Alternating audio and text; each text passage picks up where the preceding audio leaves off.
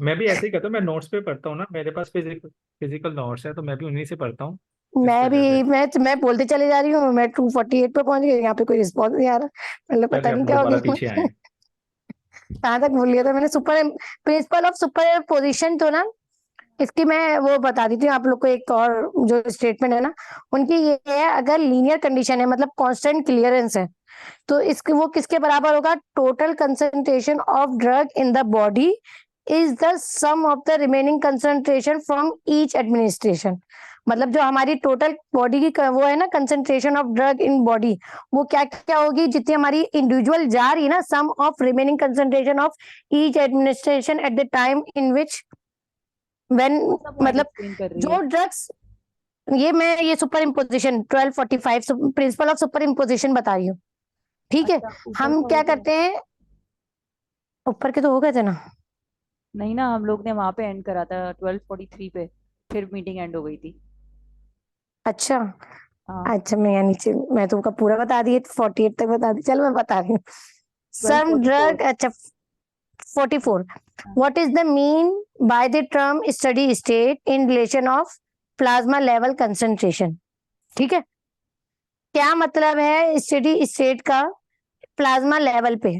Plasma level पे क्या मतलब, मीन क्या है कि जितनी ड्रग हमारी हमने एडमिनिस्ट्रेशन की है और कितनी ड्रग हमारी एलिमिनेट हो गई, दोनों अगर इक्वल हैं तो वो हमारी स्टेडी स्टेट आ जाती है प्लाज्मा में। समझ आ गई? हाँ, समझ आ गई। जितनी ड्रग हमने एडमिनिस्टर, जितनी हमने ली है और जितनी एलिमिनेट हो गई, दोनों अगर इक्वल हो गई तो वो हमारे पास अचीव कर जाएगा steady state in plasma level. ठीक है, अगला है 245, principal of super position. Principal of super position है क्या?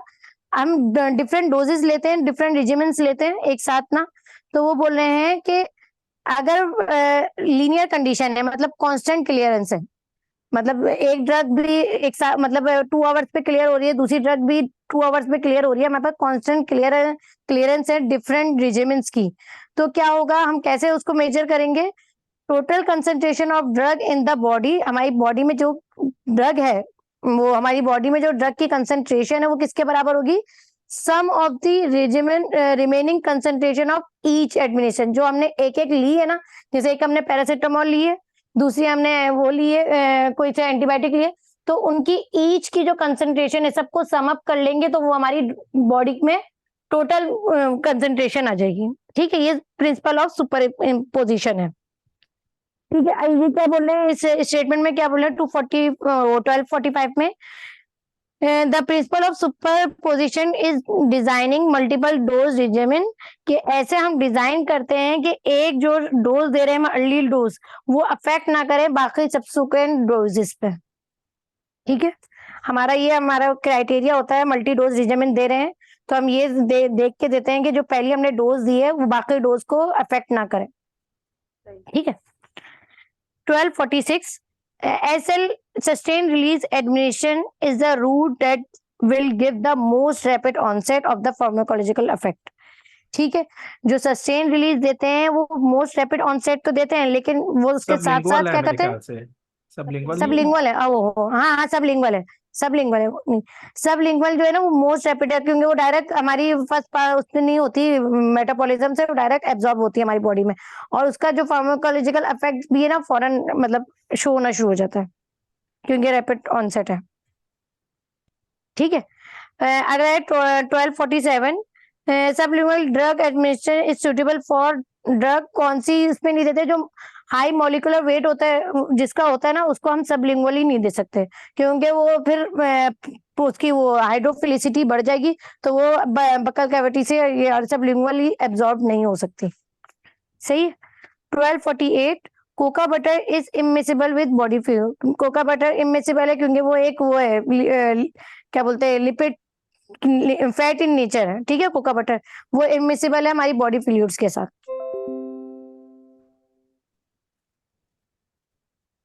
हेलो, जी जी। जी जी, आवाज आ रही है। हाँ हाँ आ रहे हैं यहाँ पे।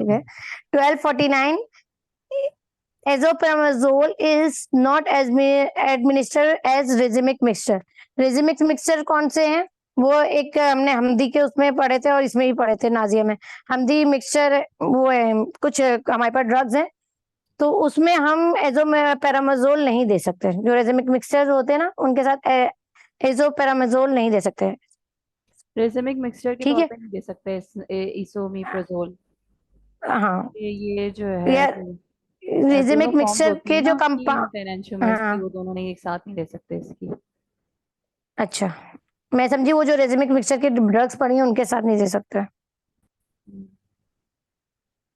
ये एज अ रेजिमिक मिक्सचर की फॉर्म में नहीं दे सकते। नहीं, इसको 1250। रेज़ेमिक मिक्सचर के फॉर्म में नहीं दे सकते क्योंकि इस सेंटेंस का ये हम्म, बन रहा है, नॉट एडमिनिस्टर सही है। रेज़ेमिक मिक्सचर। अगर उसके साथ नहीं दे सकते तो वो कहता है विद होता ना। अगर इसमें कुछ हम्म, मिस्टेक है तो कोई क्लियर कर दे अगर किसी को पता है तो। चले आप। मिस कौन सा नंबर है, मैं जरा कहीं गया था। 1249, 1249। अच्छा, टाइम टू पीक अफेक्ट्स, जो सेल्मिट्रॉल है वो अपना उसका वो कितने 3 to 4 आवर्स टाइम है, वो अपना पीक इफेक्ट देगी सेल्मिट्रॉल का। सेल्मिट्रॉल का उसका जो पीक इफेक्ट किस पे देगी, उसके टाइमिंग ड्यूरेशन लिखी हुई है, 3 to 4 आवर्स के बाद वो अपना इफेक्ट सबसे मैक्सिमम देगी। 1251, हेलिब्रोडॉल क्या करता है, कॉन्ट्रा इंडिकेटेड है किसमें, पार्किंसन डिजीज में। और ये देते किसमें, सीजर्स में देते हैं। नहीं, हेलोपेराडोल को देते हैं as an antipsychotic. Antipsychotic है ना, ये तो डोपामिन को और एपिलेप्टिक है, कर देगा। एपिलेप्टिक है, एपिलेप्टिक में। एपिलेप्सी में भी दे एंटी सकते हैं साइकोटिक है, लेकिन वैसे एपिलेप्सी में भी दे देते एंटीसाइकोटिक हैं है वैसे। ये। बहुत एपिलेप्सी में रेयर देते हैं ना ये। हाँ, ये है। मेरे ये ख्याल से टिपिकल। एंटीसाइकोटिक क्लास को बिलोंग करता है ना, देते हैं एपिलेप्सी हाँ, में ये लेकिन हाँ, एटिपिकल है एंटीसाइकोटिक शायद। क्लास को। हाँ, नहीं, ये हाँ। एटिपिकल एंटीसाइकोटिक नहीं है, ये एंटीसाइकोटिक फर्स्ट वो। जनरेशन, फर्स्ट हाँ, फर्स्ट जनरेशन फर्स्ट है। जनरेशन जनरेशन, वाली फर्स्ट है। जनरेशन, जी, फर्स्ट यस जनरेशन। सर, ठीक है। 1252, amlodipine has longest half life among theophylline, morphine और वेरापेमिन।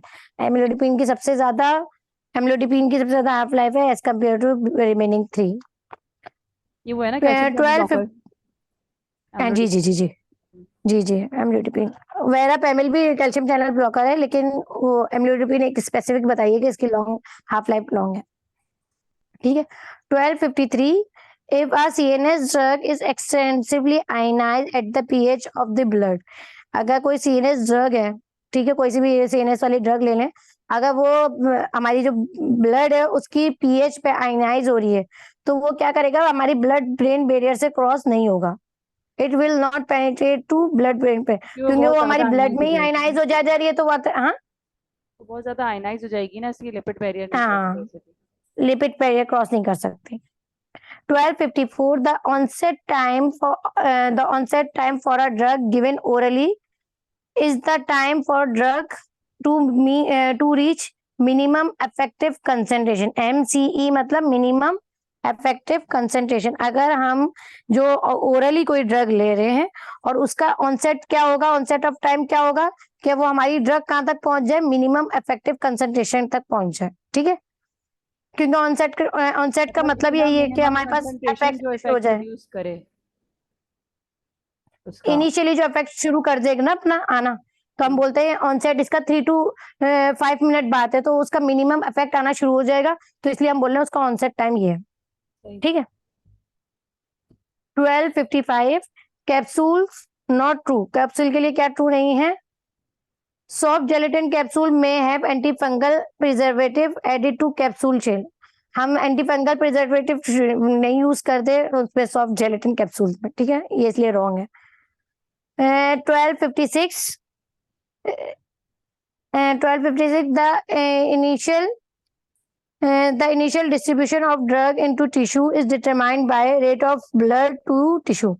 इनिशियल डिस्ट्रीब्यूशन ऑफ ड्रग को हम टिश्यूज में कैसे मेजर करते हैं, कैसे डिटरमाइन करते हैं, कि रेट ऑफ ब्लड जो ब्लड फ्लो है हमारा टिश्यू के जाने वाला, जो ब्लड हमारे पास टिश्यूज में है ना, उससे ही हमें पता चलेगा हमारे पास टिश्यूज में ज्यादा ब्लड सर्कुलेशन है तो हमारी जो डिस्ट्रीब्यूशन ऑफ ड्रग है वो भी ज्यादा होगी। अगर हमारे पास ब्लड सर्कुलेशन वेजोकंस्ट्रिक्शन वगैरह दी हुई है, हमारे पास ब्लड सर्कुलेशन टिश्यूज में नहीं है, तो हमारी जो ड्रग कंसेंट्रेशन है वो भी कम होगी टिश्यूज में। जितना ब्लड फ्लो ठीक है, रेट जहाँ पे ज्यादा होगा उतना ज्यादा वहाँ पे टिश्यू उतनी ज्यादा हमारे पास डिस्ट्रीब्यूशन ज्यादा होगी।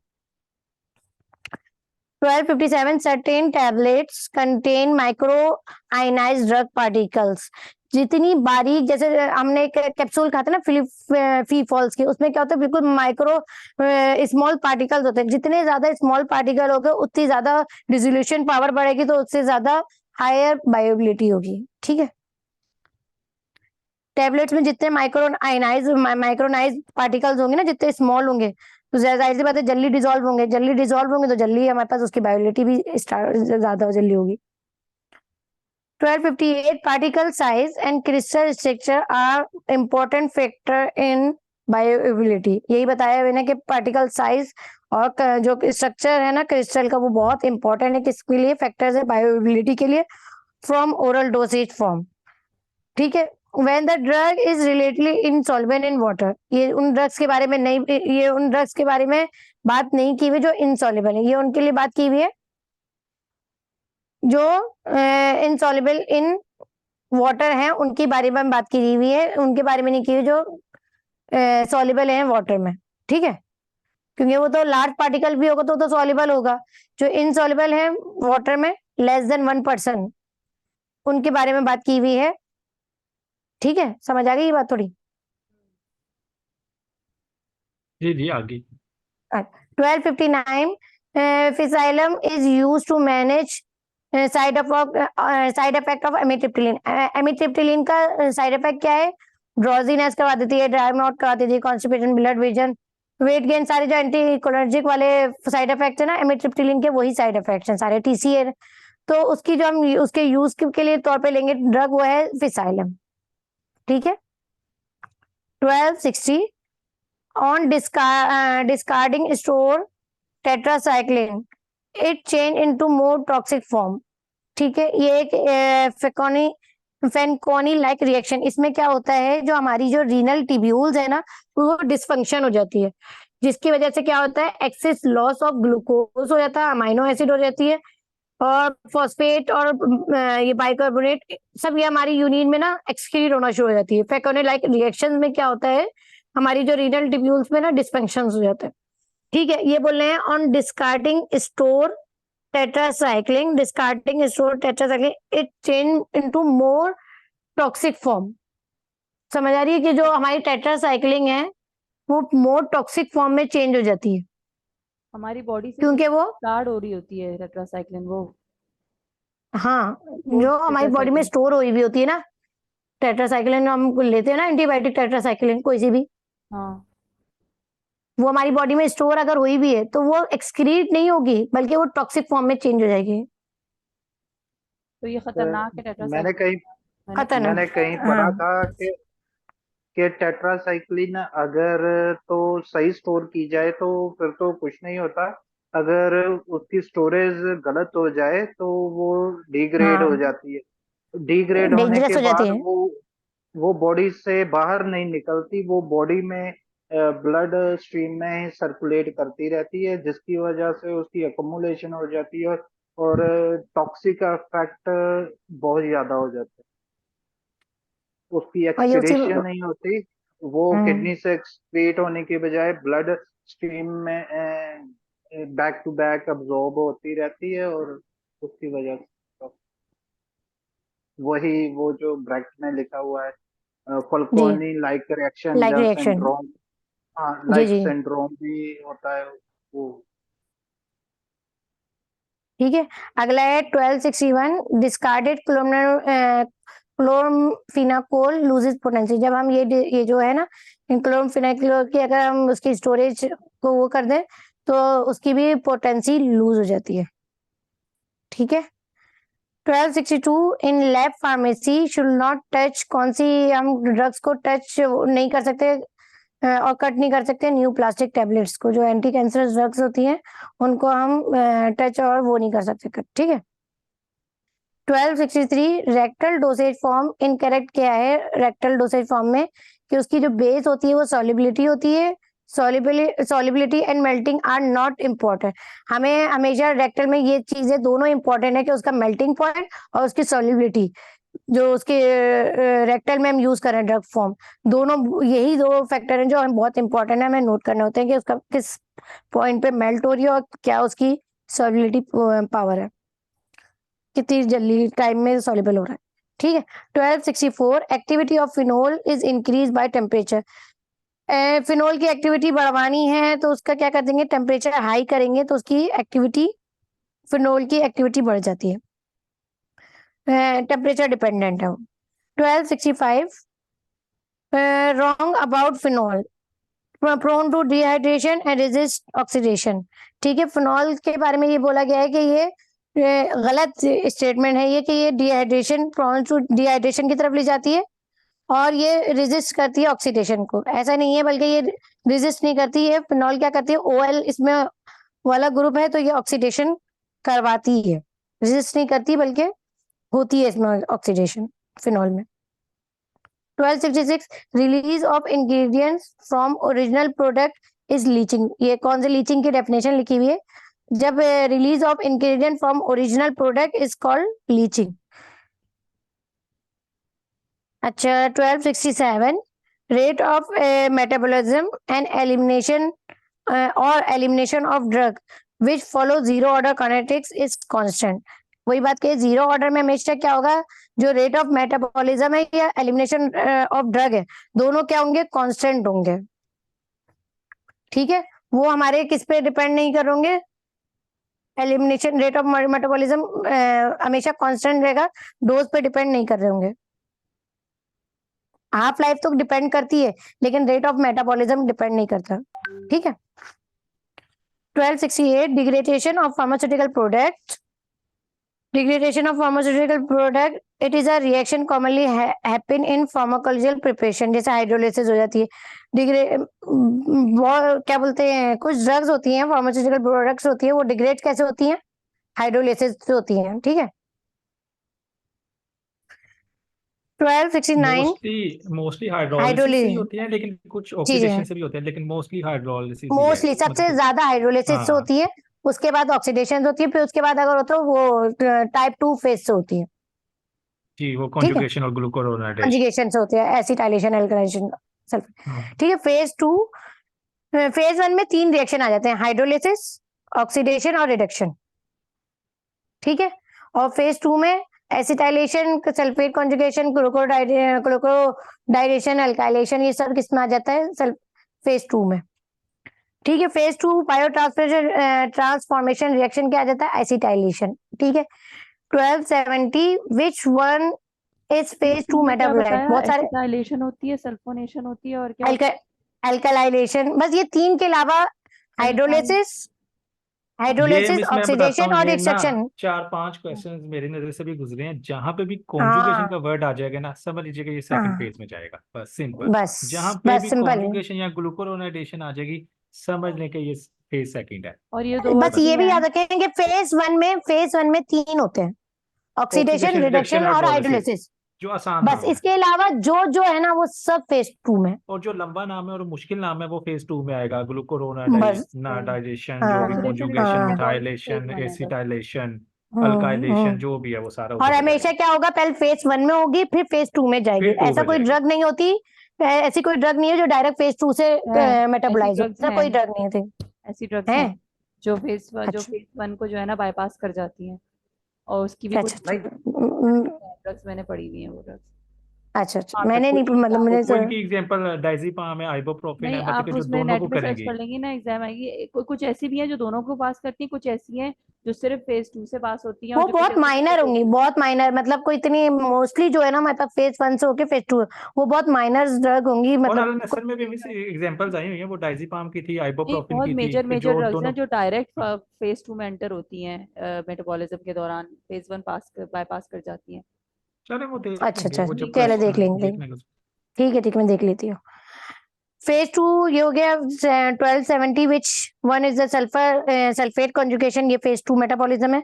1271 टेमिजिपाम, ठीक है, undergo direct conjugation with gluconic acid, ये रहा, एन डाइल dealkylation, it is conjugated in liver and relative short half life. ठीक है, ये जो ये डायरेक्ट आपने जा रहा है बताया ना। कॉन्जुगेशन में, हाँ, डायजिपाम ये कौन सी है, वो है बेंजोडाइजेपिन। इसको मार्क कर ठीक दें, है, डायरेक्ट इसमें ये जो ये है सेकंड है। ये डायरेक्ट तो उससे जाके कॉन्जुगेशन करिए ग्लूकोनिक एसिड से, हाँ, मतलब कि ये और देखिए फिर ना, डायरेक्ट कॉन्जुगेशन का वर्ड आ गया ना, तो इट्स मीन कि ये हाँ डायरेक्ट सेकंड फेज डायरेक्ट में जा रही phase है, two, फर्स्ट को बाईपास phase कर। two। डीअल्काइलेशन हो रही है। हाँ, अल्काइलेशन भी क्या फेज टू, होती है, फेज वन को फेज इसने टू में बाईपास होती किया। है, ठीक है। और ये लीवर में होगी, कॉन्जुगेशन सारी मेटाबॉलिज्म कहाँ पे होगी, लीवर लिवर में में होगी, होती है ये सारी ठीक लिवर है। फर्स्ट फेज 1 भी और फेज 2 भी, ठीक है। 7 ड्रग्स भी 12 लेनी पड़ेंगी जो कि फेज 1 फेज 2 दोनों से पास नहीं होती है, वो डायरेक्ट जाके एक्सक्रीट आउट होती है। ऐसी भी ड्रग्स होती है, उनको भी सर्च वो जो करें। वो प्रोडक्ट वो एक्टिव होती है वो ना, फ्री वो मेरे ड्रग्स है ख्याल ना, से प्रो ड्रग, वो फ्री फ्री ड्रग्स ड्रग्स को है, आ प्रो जाती है ना, ड्रग्स है, वो एक्टिव बिकॉज जो उनके मेटाबोलाइट में कन्वर्ट नहीं होना होता ना, डायरेक्ट वो अपना हाँ, जाके असर देती है, डायरेक्टली अब्सॉर्ब होती है और एक्सक्रीट आउट हो जाती है। दे आर एक्सक्रीटेड अनचेंज, वही होता है। हाँ, हाँ। जी। 1272 procainamide is metabolized by acetylation to an acetyl procainamide and by hydrolysis to an ethyl procan। देखो पहले ये इसमें क्या है, दोनों आ रहे हैं फेज, ठीक है। एसिटाइलेशन भी आ रही है और हाइड्रोलिसिस भी आ रही है, फेज 1 भी आ रहा है और फेज 2 भी आ रहा है प्रोकेनामाइड में, पास होता है। ठीक है। अच्छा, एसिटाइलेशन होगी तो किसमें कन्वर्ट हो नेक्स्ट जाएगा, ड्रग एन आ गई एसिटाइल है, प्रोकेनामाइड में। नेक्स्ट ड्रग जो हाँ, आ गई है ना, वो फेज 1 से ही पास होती है, सिर्फ फेज 2 में नहीं जाती। इसकी एग्जांपल आ कौन गई। सी, जेंटामाइसिन। हाँ, drug do not undergo acetylation, यानी एसिटाइलेशन नहीं हाँ, होती, यानी फेज 2 पर नहीं उसमें जाता। फेज 2 में नहीं आता, बल्कि जेंटामाइसिन सिर्फ फर्स्ट फेज में आती है। हाँ, इसमें बस वो हम स्पेसिफिक ड्रग्स याद रखते हैं ना, ज्यादा याद हाँ, करने की जरूरत भी नहीं है, मतलब कि जो एग्जाम के पॉइंट ऑफ व्यू से वैसे जो इस तरह डिटेल्स का में जो ना, है ना बस उन्होंने उनको याद। पूछा नहीं है, ये एक मैं देख रही हूँ क्वेश्चन जो ऐसा आ गया, इस तरह के 2-3 आ गए हैं यहाँ पे, लेकिन इस तरह पूछते नहीं है, पूछते हाँ। ये है कि फेज 1 कौन सा है, फेज 2 कौन सा है। नहीं नहीं मिस, आते हैं वो नहीं अल्लाह नहीं, नसीब में, हमने किए हैं एक पूछते दो, हैं, एक दो हमने किए हैं, वो अब पूछते हैं, हमें हाँ याद, हाँ आपको याद नहीं आ रहे। यहाँ हाँ, पे तो सारे एसिटाइलेशन में कंपाइल नहीं करके जाते हैं। आ रहे हैं ना, यहाँ पे हाँ, हाँ, तो सीक्वेंस में फिर आ रहे हैं ना, देखने लाना तो पड़ेंगे जो सीक्वेंस फेज वाली 1 बात है। में जो फेज 2 में नहीं जाते उसके लिए जो भी ये लोग वर्ड यूज करेंगे, एस्टाइलेशन, सल्फोनेशन या जो भी, वो नहीं जाते, तो ये याद देखिए मेरी बात रखिए। सुनिए, फेज 1 वाले वो बताया ना, हाइड्रोलिसिस, रिडक्शन, ऑक्सीडेशन, बस ये तीन। इनके अलावा जो लेकिन जो ड्रग्स एसिटाइलेशन, है ना वो भी याद इथाइलेशन, करने पड़ेंगे ना अल्काइलेशन, नाम, जो फेज 1 हाँ, वाले ड्रग्स हैं, जो फेज 2 फेज 1 दोनों वाले हैं, और जो दोनों वाले नहीं है, और जो फेज 2 वो मैं वाले। कंपाइल करता हूँ, मैं ट्राई करता हूँ कि वो मैं बनाता हाँ। हूँ। चलें आगे चलें। अच्छा, आगे है not form of biotransformation, esterification, ठीक है। स्टेरिफिकेशन। स्टिफिकेशन में क्या होता है कि ये ना फेज 1 है, ये ना फेज 2, ये एक ऐसा प्रोसेस है जहाँ पे मतलब ईस्टर बॉन्ड की वो हो रही है, ब्रेक डाउन हो रही है, ठीक है। फैटी एसिड्स में होता है ना ये। फैटी एसिड की रिलेटेड है, फैट्स से, ठीक है, उसमें स्टिफिकेशंस होती हैं, ये बायो ट्रांसफॉर्मेशन की कोई टाइप नहीं है। 1275 dabigatran, dabigatran metabolized by conjugation phase 2 by liver only, ये भी आ गई, एक और एक टिमाजिपाम हो गई, ये डेबिगेट्रन गेट्रन, ठीक है। 1276 बार्बोचेट मेटाबोलाइज कैसे होती है, पहले ऑक्सीडेशन होती है फेज 1 में, फिर कॉन्जुगेशन सेकंड फेज में क्या होता है, सल्फेट की कॉन्जुगेशन हो जाती है। 1277 थायरोक्सिन मेटाबोलाइज होगी डीआयनाइजेशन, और मतलब फेज 2 से डीआयनाइजेशन होगी, कंजुगेशन, और फिर एक्सक्रीट हो जाएगी थायरोक्सिन। 1278 बाइल कंजुगेशन कहाँ पे होती है, कंजुगेशन हमारी बाइल्स पे, लिवर में होगी। 1279 conjugation with bilirubin occur in liver, conjugation किस साथ होती है, बिलीरुबिन के साथ होती है, ठीक है, और वो कहाँ पे पाए जाते हैं, लिवर में पाए जाते हैं। 1280 bio transformation reaction can occur in kidney, जो बायो ट्रांसफॉर्मेशन रिएक्शंस है वो लिवर के साथ साथ और कहाँ पे होते हैं, वो ऑप्शन होगा ना, इसलिए ये किडनी आ रहा है, मतलब वहां पे लिवर के अलावा किडनी भी होता है। अच्छा, 1281 conjugation of salicylic acid is with, जो हम सैलिसिलिक का कॉन्जुगेशन करेंगे वो किसके साथ होगा, ग्लाइसिन या ग्लूकोनिक एसिड, ग्लाइसिन के साथ कॉन्जुगेट करेगा और ग्लूकोनिक एसिड के साथ कॉन्जुगेट करेगा salicylic acid. 1282 drug metabolise by phase 1 and phase 2, ये कौन सी है, डायजेपाम, ये बोथ से करती है, ठीक है। 1283 आइबुप्रोफिन मेटाबोलाइज कैसे करेगी, स्टरिफिकेशन, हाइड्रोक्सिलेशन, फिर जाएगी फेज 2 में, हाइड्रोक्सिलेशन मतलब फर्स्ट फेज है ईस्टर की, फिर ग्लूकोन glucuronidation phase 2, and then eliminate होगी, और इसका एक्टिव मेटाबोलाइट, जो एक्टिव मेटाबोलाइट्स है ओनली 1% चेंज होगा, मतलब उसमें बाकी सारी एक्सक्रीट आउट हो जाएगी, ठीक है। बाकी सारी जो एक्टिव मेटाबोलाइट्स है ना वो चेंज हो जाएगी, मतलब वो मेटाबोलाइज हो जाएगी। सिर्फ 1% है जो अनचेंज होके एक्सक्रीट होगी। सही है। आगे है 1284 हाइड्रोक्सिलेटेड एस्टेरॉइड्स मेटाबोलाइज्ड बाय, जो हाइड्रोलेक्सिड मतलब पहले वो उसमें गई है, हाइड्रो फेज 1 में गई है, हाइड्रोलाइज हुई है, और फिर वो किस में गई है, ग्लूकोनेडेशन मतलब फेज 2 में। पहले हाइड्रोक्सीजन हो गया, फिर ग्लूकोनेडेशन हो गया। फिर 1285 फिनोबार्बिटाल किससे हुई है, उसमें भी सेम ऐसी है जैसे एस्टेरॉइड है। फिनोबार्बिटाल इज सेम एज एस्टेरॉइड। पहले हाइड्रोलाइजेशन हुई है, फिर क्या हुई है, ग्लूकोनेडेशन हुई है। 1286 फिनोबार्बिटॉन, ये क्या है, सोडियम क्लोमफिनाकोल, ये क्या है, पार्टिसिपेट ऑफ बार्बिटूरिक एसिड। जब क्या होता है कि फिनोबार्बिटॉन क्लोमफिनाकोल में सोडियम के इन्फ्लक्स ज्यादा होते हैं, ये ऐसे ये मार्क कर लो, ये इसके बार्बिटूरिक एसिड के ना पीपीटी बन जाती है। तो इसका कोई खास मुझे मैंने थोड़ा बहुत ढूंढा, लेकिन मुझे इसमें कुछ समझ नहीं आया, लेकिन ये मार्क कर ले आप लोग, फिनोबार्बिटॉन सोडियम क्लोमफिनाकोल, पीपीटी ऑफ ये तो कोई पार्टिसिपेट ऑफ वो बार्बिटूरिक, इंटरेक्शन लग रहा है कि फिनोबार्बिटोन इंटरेक्शन लग सोडियम रहा को है। क्लोरोफेनिकोल के साथ देंगे तो वो उसकी बार्बिटूरेटिक एसिड सोडियम के की बार्बिटूरिक प्रेसिपिटेशन एसिड प्रेसिपिटेट के करती आउट है। हो प्रेसिपिटेशन जाएंगे बन जाएंगे। बार्बिट्यूरिक एसिड, क्योंकि वो जो है अल्कलाइन कर देता है शायद मीडियम को, ये रीजन है। नहीं, मुझे नहीं आइडिया। इंटरेक्शन वो कोई लग ऐसे रहा है देख कोई। कर दे, कुछ तो होगा जिसकी प्रेसिपिटेट वहीं बनते हैं, जब हम्म वहाँ पे जो है ना मीडियम का पीएच चेंज हो रहा होता है, वहाँ पे प्रेसिपिटेट बनता है हमेशा। और ये एसिड है ना बार्बिट्यूरिक एसिड, तो वहाँ पे वो अल्कलाइन कर रहा है शायद मीडियम को, तो ये बार्बिट्यूरिक एसिड प्रेसिपिटेट कर रहे हैं। अगर आप कह रहे हैं ये इंट्रैक्शन है तो ये इस तरह होगा, क्योंकि सोडियम Na+ की बात हो रही है ना, सोडियम क्लोरमफेनिकोल बोल रहे हैं ना, तो सोडियम आ गया ना Na+, तो वो तो अल्कलाइन करेगा। तो अब आप लोग देख लें, मुझे तो इतना ही समझ में आया लेकिन ये एसिड की है। वो क्यों बना रहा है? क्लोरोफेनिकोल तो वैसे होता भी ऑप्थेल्मिक सॉल्यूशंस में है शायद। आप लोग उसको सर्च कर लें, अगर आप लोग मुझे 2 मिनट दें तो मैं भी मैं सर्च करके निशान लगा बता देती लेता हूँ, हूँ। हाँ क्योंकि मुझे मैं ये भी इतना ही भाई तो समझ फिनो मार्क में कर आया। लेता इसमें हूँ। ये लिखा है, देखें, phenobarbital is a barbiturate use primary as an anticonvulsant, while sodium phenol is an antibiotic effective against wide range of both medication, but they severe different purpose but not topically used together due to the potential interactions है, क्योंकि वो barbituric acids के वो participate बनाती है। ये बात लिखी है, कैसे बनाती है, क्यों बनाती है, ये नहीं लिखा। वो इंटरेक्शन में कुछ ऐसा क्लियर नहीं होता, बस इंटरेक्शन है तो इंटरेक्शन है। हाँ, कुछ का इंटरेक्शन होता है, भी हाँ है बस। क्लियर, कुछ का क्लियर होता भी है लेकिन कुछ का नहीं होता। ठीक है। आइए 1287 पेनिसिलिन बीटा-लैक्टम, जो पेनिसिलिन है जिसमें बीटा-लैक्टम रिंग होता है, वो मेटाबोलाइज कैसे होती है, पहले हाइड्रोलाइसिस ऑफ बीटा-लैक्टम रिंग होती बनता है, तो उसके प्रोडक्ट क्या बनता है, फेनोलिक एसिड। क्या बनता है, फेनोलिक एसिड। 1288 फिनोल कैसे है, वो होगा मेटाबोलाइज हाइड्रोलिसिस होती है, बस ये हाइड्रेशन, ध्यान में रखें। पेनिसिलिन जो होती है ना, बस उनकी बीटा हाइड्रोलिसिस होती है, हाइड्रोलाइज होती है। हाँ। वो होती है बीटा लैक्टम रिंग, उनकी हाइड्रोलिसिस उसमें होती है। ठीक है, और फिनोलिक एसिड बस ये पेनिसिलिन के लिए। सही है। अच्छा, नेक्स्ट है 1288 फिनोल हाइड्रेशन। फिनोल की जब हाइड्रेशन होगी तो क्या बनेगा, 1,2 बेंजोडायोल।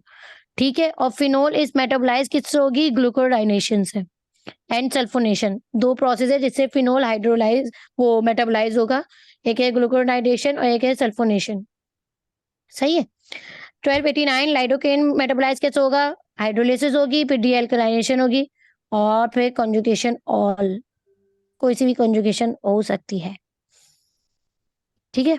1290 वारफेरिन मेटाबोलाइज, ये वो दिए हुए साइटोक्रोम, ठीक है, 2C9 3A4। इसका अगर S एस और मिक्सचर है ना। एस और आ रहा है ना, ये एस रेजिमिक मिक्सचर है, एस अगर होगा उसकी क्या बोलते हैं, एस उसकी उससे किससे होगा, साइटोक्रोम 2C9 से होगा। अगर आर फॉर्म है वारफेरिन की तो वो किससे होगा, 3A4 से मेटाबोलाइज होगा cytochrome. 1291 glucuronidation is the most common type of gluco conjugation pathway. सबसे ज्यादा जो सेकंड फेज में क्या होता है, ग्लूकोनाइडेशन होती है। 1292 sodium nitroprusside is metabolised by thiocyanide. जो सोडियम नाइट्रोपोसाइड है वो किससे होता है, थायोनाइड इज मेटाबोलाइज्ड टू थायोसाइनाइड्स। इसमें ये नहीं है ना फेज 1 है ना फेज 2, ये एक कंपाउंड वो दिया हुआ है इन्होंने, थायोसाइनेट से ये मेटाबोलाइज हो रहा है। अच्छा 1293 not metabolize by liver, gabapentin liver में मेटाबोलाइज नहीं हो रहा, बल्कि कहाँ पे हो रहा है, अभी हमने पढ़ा था गैबापेंटीन, नहीं, वो नहीं गैबापेंटीन वो नहीं, जेंटामाइसिन था। डेबिगैट्रिन था वो, बस ये नहीं, ये कहाँ से नहीं हो रहा, क्या बोलते हैं, ये नहीं होगा, ये लिपोसिलिक लीवर में तो मेटाबोलाइज नहीं हो रहा, बल्कि डायरेक्ट मेरे ख्याल से उससे एक्सक्रीट आउट हो जाएगा किडनी से। ठीक है 1294 digoxin, ACE inhibitor, gentamicin, lithium और acamprosate are excreted through as unchange, क्योंकि ये सारे क्या हैं, एक्टिव हैं, प्रोडक्ट्स हैं, ये मतलब चेंज नहीं होते, अनचेंज ही सारे एक्सक्रीट आउट हो जाते हैं, मेटाबोलाइज नहीं होते ये सारे, ऐसी है कुछ। आपके जो एमसीक्यूज है ना वो बहुत टाइम कंज्यूमिंग, बहुत कॉम्प्लिकेटेड और बहुत दिमाग लगाने वाले हैं, काफी टाइम हम्म, लग गया।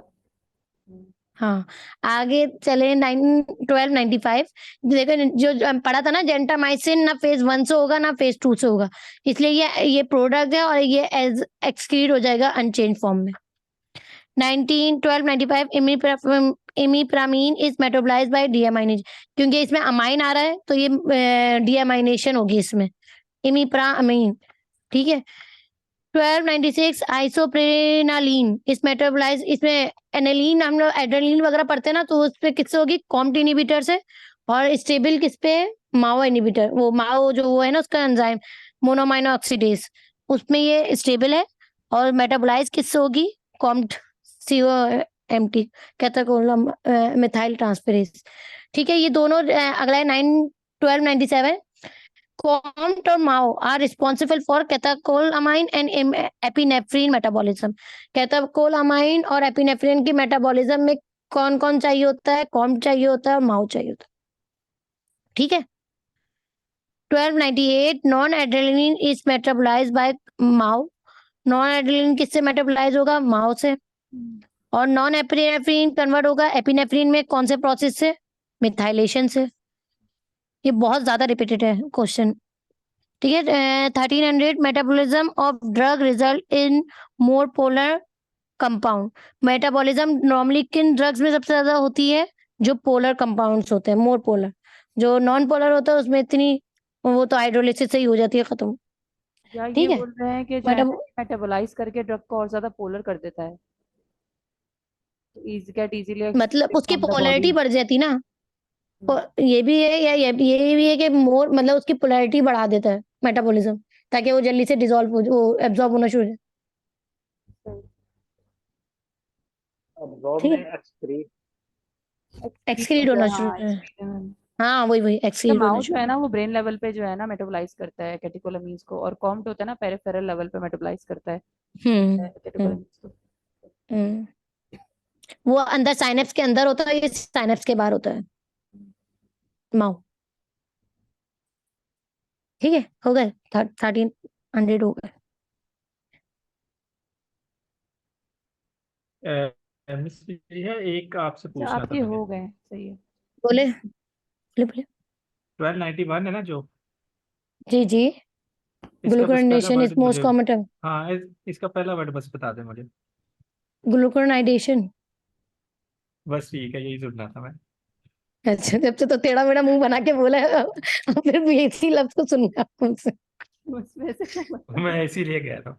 मिस हाँ मिस मैं प्रिया पता मेरे है। ख्याल से बस करते हैं, क्या ख्याल है? बस कर देते हैं, हाँ मैं क्योंकि भी, अब आप लोग की जिम आप हाँ सोच नहीं सकते, ये जो इतना हाँ, मुश्किल था ना मेरे नहीं नहीं लिए नहीं ये। नहीं, नहीं, मैं असल में सोच सकता आपका हूँ। जब पोर्शन आप बहुत कल मेरा मुश्किल था, सुनेंगी ना, वरना मैं तो ये आप फिर आराम से हाँ खाली सोचेंगी। 100 ही करे हैं हमने सिर्फ, देखा जाए तो आज के सेशन में। हम्म कहाँ हम 300-400 कर लेते थे उस दिन, लास्ट टाइम हमने नहीं कितना यार डॉक्टर मेरा बहुत था। मुश्किल है, क्योंकि ये स्टार्ट लिया है ना अभी हमने इसका मेटाबॉलिज्म का, डायनेमिक्स का, इसलिए बहुत काइनेटिक्स का मुश्किल है, बहुत बहुत टाइम ज्यादा। अभी देखेंगे काइनेटिक्स ही चला आ रहा है, पूरे 100 एमसीक्यूज हो गए हैं, अभी भी आगे मिस हाइड्रोलिसिस रिकॉर्डिंग बंद कर वगैरह दे। चल रही है।